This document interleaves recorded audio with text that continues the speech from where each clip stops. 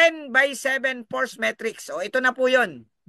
Ito na po yung sinasabing 10 by 7. Ganito po yung illustration. Ganito ang illustration. Lahat po na ito ay mag-start sa'yo. Ikaw. Ikaw to. Okay. Ganito lang to kasimple. Una, gagawa ka ng 10.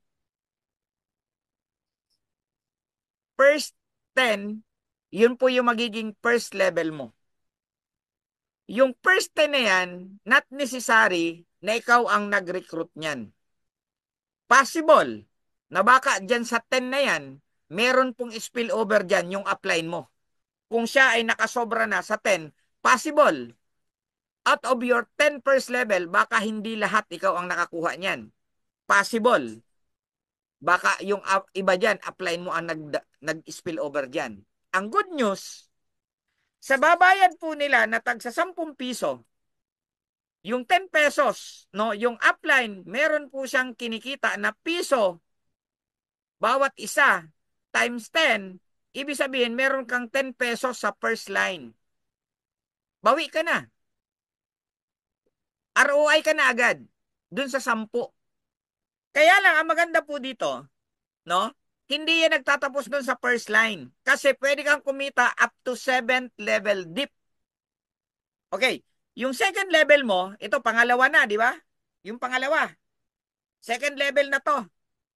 Once na magbayad po yan ng 10 piso as activation, ikaw, as an upline, meron ka pa dyan piso ulit. O, hindi na ikaw ang, ano niya na, maaaring hindi mo nakakilala yan, pero may piso ka pa rin. Pag yung nagbayad na yon ng activation, may nakuha din another one. Pag nagbayad po yan ng activation na 10 pesos, automatic ikaw may piso ka ulit.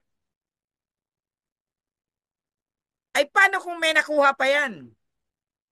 Fourth level mo na yan. Pag nagbayad yan at nag-activate, may piso ka ulit.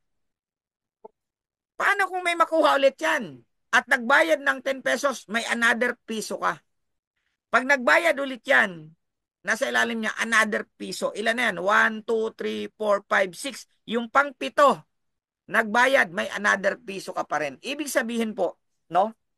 Hanggang 7 salit-saling lahi, meron ka pong piso. Ay, paano yung wide? Paano pag dumami na po yan? Paano pag dumami? Uulanin ka ng tagpipiso. Okay, mamaya, kukumputin natin kung hanggang magkano. Ito po yung tanong. Saan napunta? Kasi may mga tao nagtatanong po, ano daw ang kapalit na product? May product daw bang kapalit yung 10 piso? Ano daw po ba ang marireceive natin dun sa halagang 10 piso?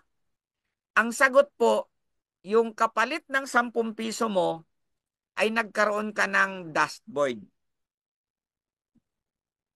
Nagkaroon ka po ng dashboard at nagkaroon ka ng business.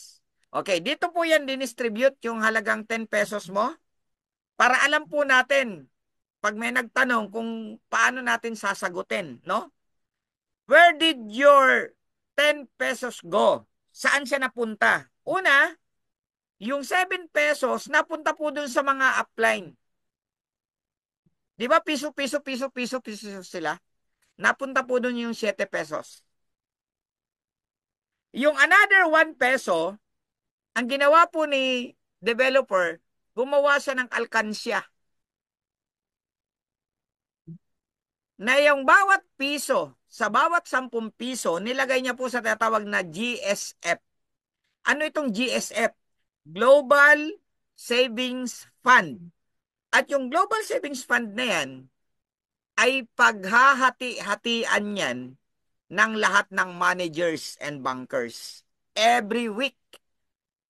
Pagdating po ng hating gabi ng Sunday, kung ilan yung naipon na GSF, maghahati-hati po dyan yung lahat ng managers. Ang tawag dyan, profit sharing. Okay? Now, ay paano yung another piso? Yung another piso for system maintenance. Kasi, Kailangan po ng maintenance ng system.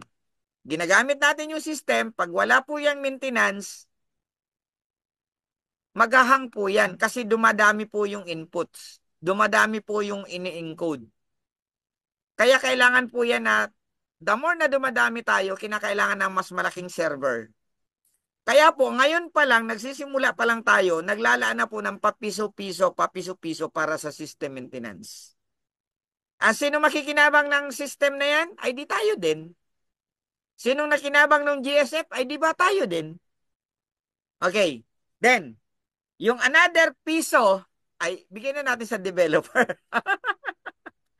Siyempre po yung developer, siya yung gumawa. Ay di meron din naman siya kahit piso.